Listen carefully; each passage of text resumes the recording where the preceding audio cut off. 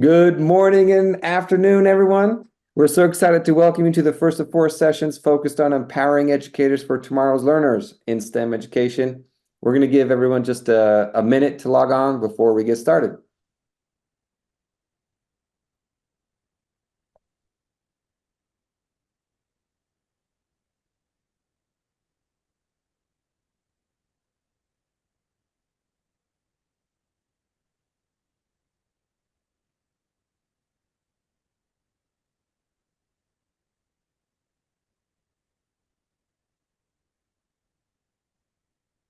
Okay, so let's go ahead and get started. Thank you, everybody, for joining again.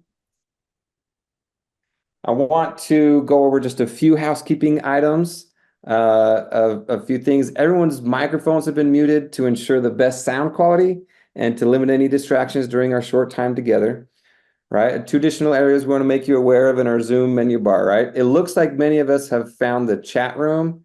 Thank you for sharing your hellos and locations, right? I'm going to be monitoring the chat. Should you need any assistance or anything? So just want to let you know there's the chat and the Q&A options there for you to add any thoughts. If you have any specific questions relevant to the presentation or for our team in general, go ahead and use these things, but we'll be answering them directly afterwards. A member of our team will shortly get back to you after the call. We'll also have at the end an opportunity for you to use a QR code to respond with feedback and additional questions should the Zoom be closed by the time we're done. So by the end of the session, what we're hoping and our goal is for you to know a little bit more about who 21st Ed is.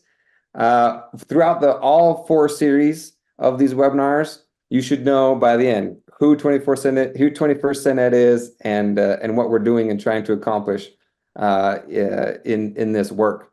Understanding our vision and our mission to support the urgency of STEM.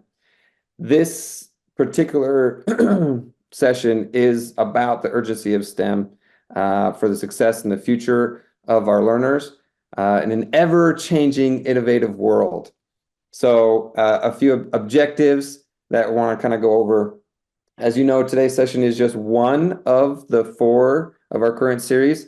Our goals in this session is to include the understanding of the urgency of STEM education in today's world, as well as its impact on our future generations, and to explore design thinking, infused pedagogy to understand how shifting instructional practices across the curriculum will empower your learners and educators.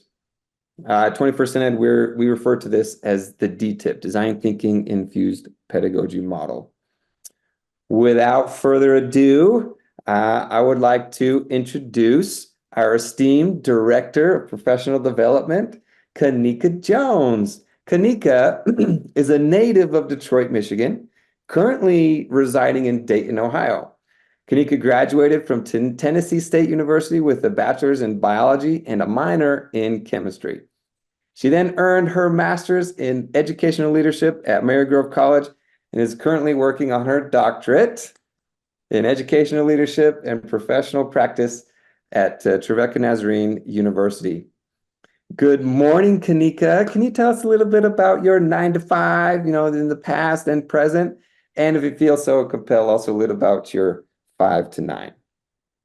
Well, good morning, Danny. Good morning, everyone, and thank you for that introduction. For my 9 to 5, past to present, I've been in education for over 23 years.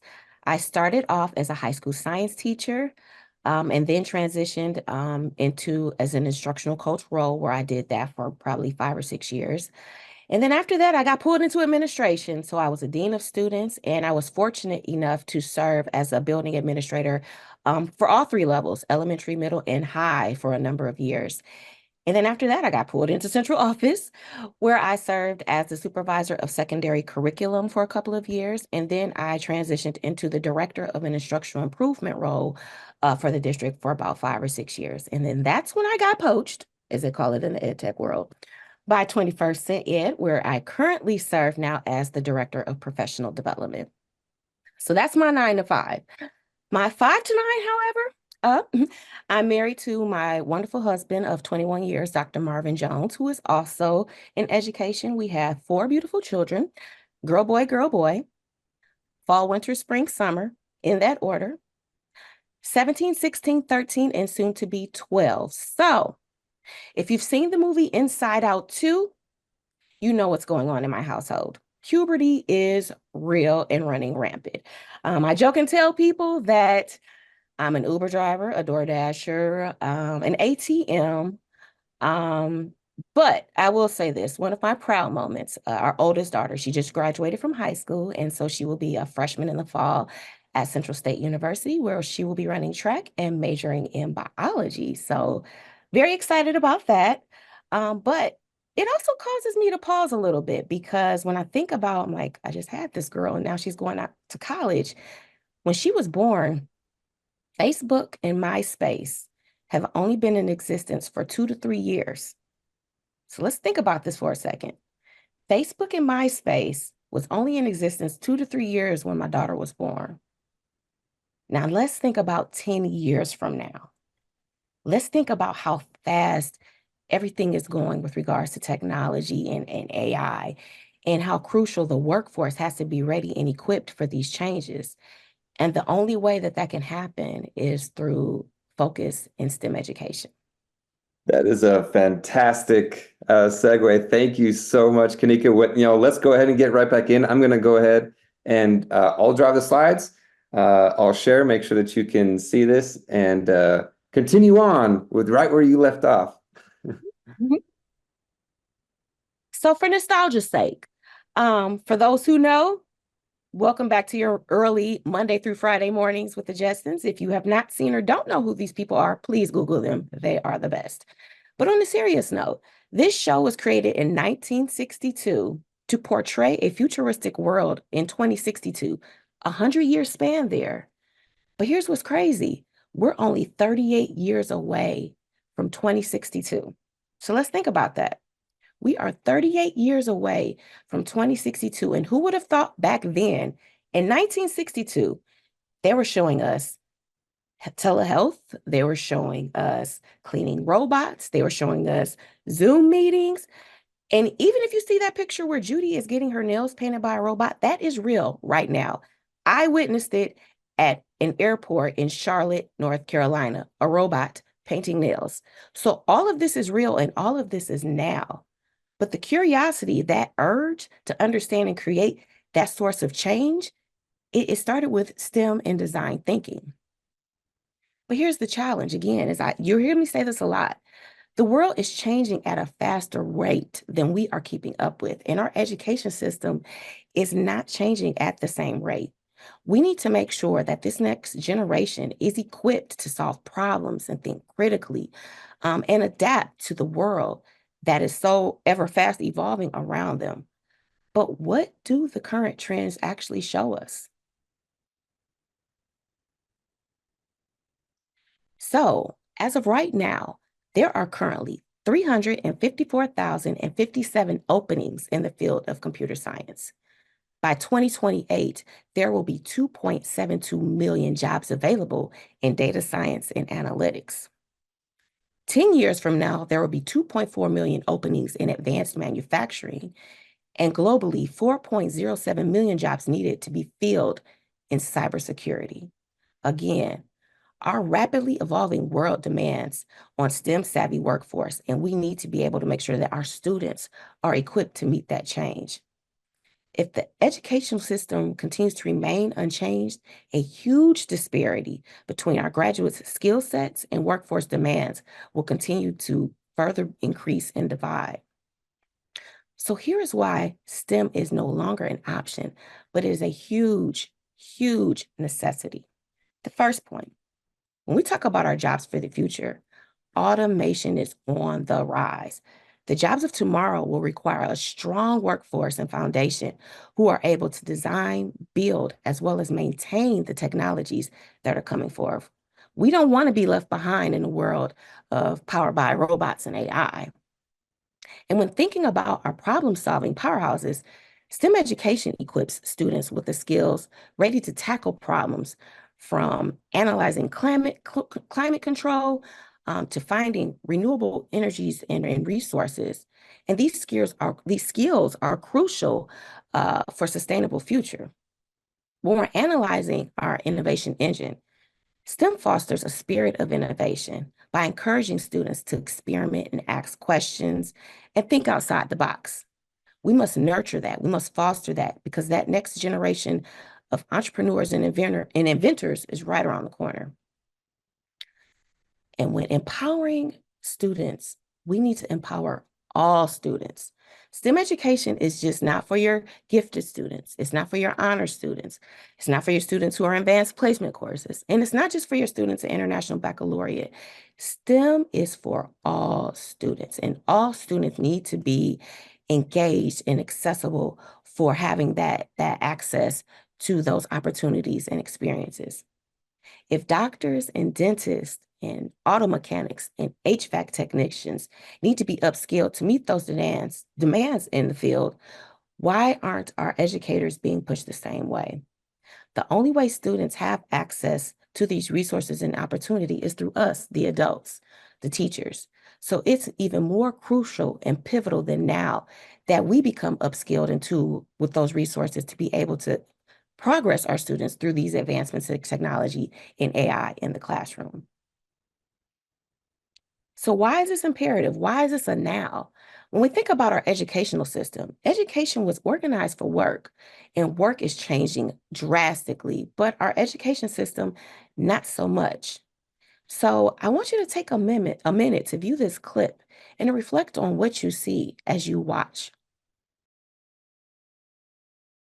For the first time, history is happening without us. Robotics, automation, and artificial intelligence are replacing the ways we used to contribute in our communities. And if we're going to have a role in this 21st century, we're going to have to create it together. 21st Cent Ed is meeting with educators to find the answer to one question. How will our schools not feel like the schools that our parents went to? How many kids have we put our thumbs upon because they know the quadratic equation? How do we get them exposed to the world so that they are not afraid? People always tell me, oh, I hated science. How could you possibly like science? It was so boring.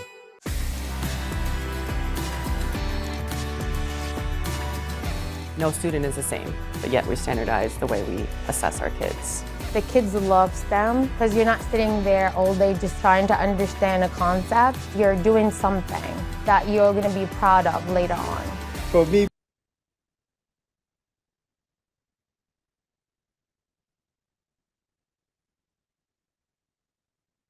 Imagine classrooms buzzing with activity, not just memorizing facts, but designing and building prototypes or conducting experiments. This is the power of a STEM-educated classroom. It's about igniting that passion and that desire for discovery, for real-world challenges. And at 21st Cent Ed, we believe that this can be done and accomplished through design thinking infused pedagogy, what we call DTIP. Now, design thinking infused pedagogy is comprised of 4 components: cultivating collaborative inquiry, nurturing rigorous and relevant student work, advancing academic and STEM literacies, and fostering student agency and ownership. So you're probably thinking, well, what does this look like in the classroom? So when you take a look at this picture, collaborative inquiry involves students working together while questioning serves as the instructional focal point for the process. Students are questioning each other. The educator is questioning students, and the educator really serves more as a facilitator in this role, pushing students to probe one another and to question one another, while the educator is really just sitting back and observing and getting feedback and assessing for student learning so they can figure out how to drive next steps for the instructional process. Now, when you think about rigorous and relevant student work, this really pushes students to think deeply and critically through projects and experiential learning. This is a great opportunity, a phenomenal opportunity to do cross-curricular planning, as well as making the work authentic and connected to real world experiences so that students don't see things in isolation. What they're learning in the classroom from the standards and thinking deeply and how that is applied real time in the real world, solving real problems and real challenges. But while they're in that rigorous and relevant work, we also want to think about academic literacy and STEM literacy. Academic literacy and STEM literacy intentionally integrates reading, writing, and accountable talk that students need to enhance their 21st century learning skills. Now, when you say, well, duh, we always have to read and write, but sometimes students really think about reading and writing in isolation, like it's just really for ELA class. But if we're intentional about using common strategies, these strategies can be applicable to social studies, math, science, PE, art, music, dance. These intentional strategies around research, around accountable talk, around reading and writing can help drive that process of curiosity and that questioning, which allows them again to think deeply. Which then, last but not least, transitions us into the student agency and ownership piece. One of the key components of this DTIP model is that it allows for students to have voice and choice. It allows students to take responsibility of their learning through their interests, but also do a lot of goal setting and reflection and metacognition so that they can figure out what is it that they need to do differently and how they can do it better as a part of the learning process, not at the end when they've learned everything, but a continual part of the process through the DTIP experience. So you're probably questioning, well, what does this look like in the classroom and how is it going to happen? When teachers participate in our Emergent STEM Leading Series, the teachers that now become the students, they become engaged in a work where they leave with instructional practices, instructional protocols, and strategies that equip them with tools to be able to do gradual release to help students be engaged in those experiences where they're questioning and diving deeper into the content and using each other as tools of resources rather than just relying on the teacher as the direct connect for information and knowledge. This, again, most importantly, fosters student agency and ownership. But more importantly, when you talk about authentic work that's engaged through this process with the teachers, it allows a lot of relationship building and connections being made with the community as well. And that's where that authentic work comes in, where the students not only see the role they play in as a student, but what about if they are actually functioning as a scientist or as a historian or as a researcher or as an engineer, and they're able to connect with people in the community who serve in those roles, who can provide them feedback and insight about those things and connect them to show them that that learning that they're doing in the classroom is real and is applicable to the ever so fasting changes that are happening right now in STEM.